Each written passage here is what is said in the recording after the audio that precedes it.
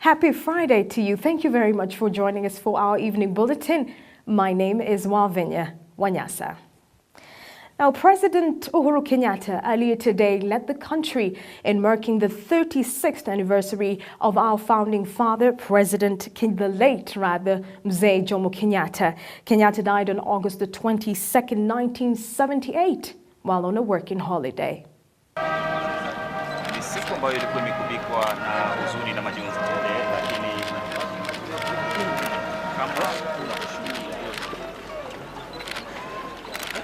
Some of the things the first president is remembered for are, on October the 28th, 1961, Kenyatta became the first president of Kenyan African National Union, KANU, and a month later he headed a KANU delegation to London for talks to prepare the way for the Lancaster House Conference.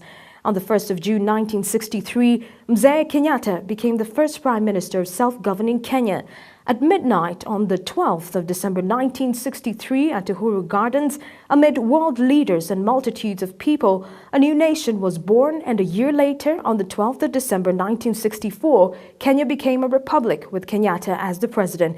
He was also among the 6 freedom fighters famously known as Kapenguria 6, together with the late Fred Kubai, Kungu Karumba, Bildad Kagia, Achieng' Oneko, and Paul Ngei.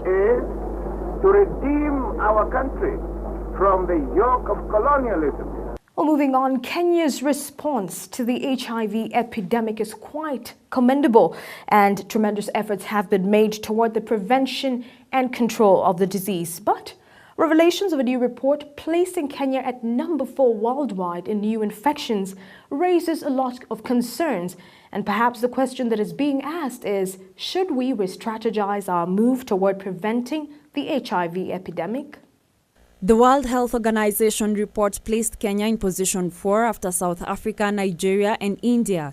According to the National HIV and AIDS Estimates report, Kenya's HIV prevalence currently stands at 1.6 million people.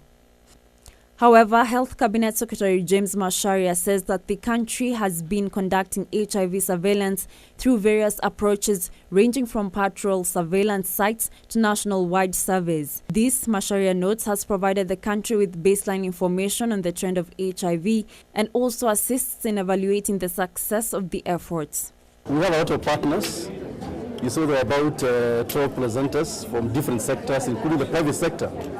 And so in the health sector, we are not really having a problem of funding. I think we still got a lot more people coming forward. If you look, for example, one of our biggest donors, the Global Fund, they've put together for Kenya in the next 3 years $495 million to tackle HIV, malaria, and tuberculosis. Currently, Kenya records 100,000 new infections annually, down from 200,000 5 years ago. Experts have attributed this achievement to effective policies, partnerships, and adequate financing. But according to the report, Kenya will need about 1.75 trillion shillings by 2030 to prevent at least 1.5 million new HIV infections. This means that a budget of 11 billion shillings will be required every year to reduce the number of new infections by 66%.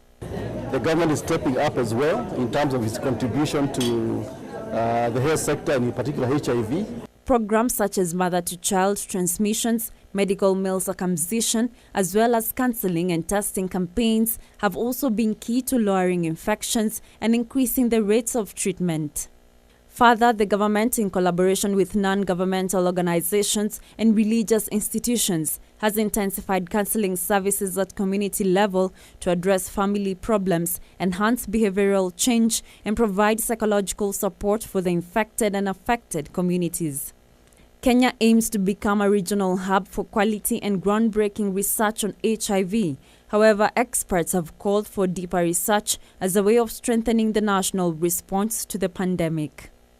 Now, the long and winding government bureaucratic procedures have for years on end been cited as a hindrance to faster access of services, not to mention the long distance that sometimes have to be covered. But with the launch of the one-stop public digital service delivery center dubbed Huduma Services, the tide seems to be slowly shifting toward easing this process.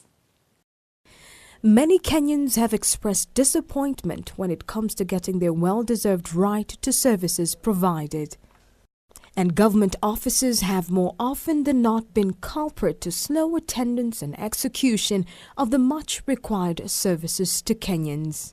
From birth certificates, renewal of driver's licenses, registration of welfare group to NHIF and NSSF registration, name it, for most, it has been a rigorous tussle to go through. Kwa hivyo hata wewe mwenyewe unaona vile ilikuwa inafanya, inaandikwa naenda kwa fulani, nenda huko ndani, nimeenda mpaka hata nikachoka, mpaka watu wote wanafanya ndani nimewajua majina. But now, there is a ray of hope as the much anticipated Huduma Center services that was launched in November last year is up and running. According to the Ministry of Devolution and Planning, the aim of the digital processing centers is to reduce corruption and bureaucratic red tape. With the centers spread wide across the country, the customers will be able to use self-service counters to apply for birth certificates, national identity cards, passports and business name registration without having to travel long distances and waiting for too long. Those who have had an experience with the services have much to attest. It was okay. Yeah, it took me a very short time. There was no queue. Nimehisi vizuri kabisa kwa sababu ni huduma mzuri sana. Mtu anapelekwa kwa njia taratibu, unahudumiwa vizuri na muda ni mchache sana wa kuhudumiwa.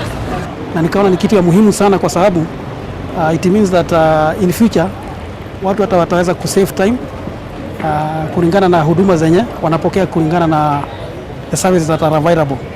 It's very quick. Kuna staff poa, unahudumia mtu poa. Ya kitambo watu walikuwa madharau ofisi za serikali nini, lakini naona services zao ni poa sana. With this progressive move, more Kenyans are getting to appreciate the ease and reliability of government services that were otherwise considered to be of far reach. Now, concerns of dire food shortage still rock the nation owing to the prolonged drought. But did you know that more often than not, we do go wrong when it comes to the kind of soil that our crops should grow in and also the misuse of fertilizers? Well, tonight, Warren Mumbogwa speaks to Mr. Bashir Jama. He is the Director of Soil Health Program for the Alliance for a Green Revolution in Africa. Small-scale farmers have the opportunity to increase their crop production with the availability of new soil fertilizer management techniques.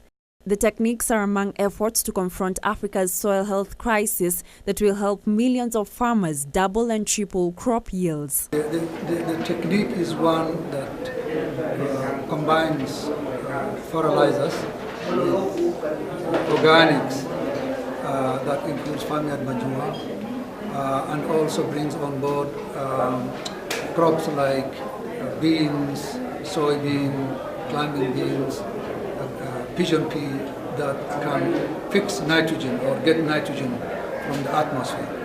Having 23 counties in the country affected by hunger and starvation due to prolonged drought, a new report from AGRA finds increased access to fertilizers, helping up to 500,000 small-scale farmers in the different parts of the country.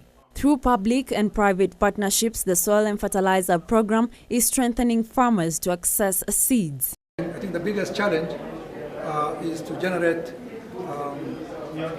more support for what we do so that we can continue to catalyze this wide-scale uptake of good soil fertility management and the accompanying interventions such as helping farmers access good seeds, which requires strengthening the agro-dealer networks. He argues that little use of fertilizer is as bad as much use of fertilizer.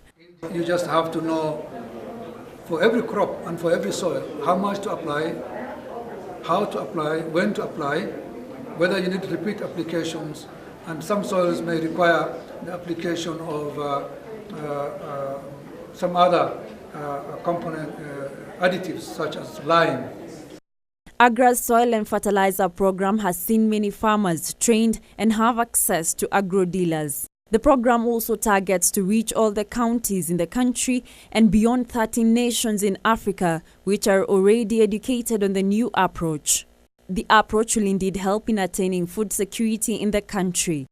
Reporting for WTV News, I am Wairi Mombogwa.